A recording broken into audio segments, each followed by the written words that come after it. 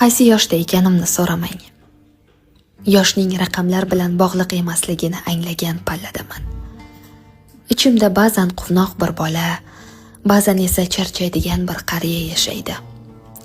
Shovqinga toqatim qolmagan, olomondan uzoqlashgan, atrofimdagi keraksiz odamlarni saralab oladigan yoshdaman. Quyoshning chiqishi va botishini shunchaki hayrat bilan tomosha qiladigan emas, chiqqan quyoshga shukr qiladigan, botgan quyoshga esa biroz mahzun bo'ladigan yoshdaman. Har jilmayish samimiyat emasligini, har va'da amal bilan tugamasligini tushungan yoshdaman. Kam gapirib, ko'p kuzatadigan, ko'nglimni har kimga ochmaydigan, sirlarimni sukunatga topshiradigan yoshdaman.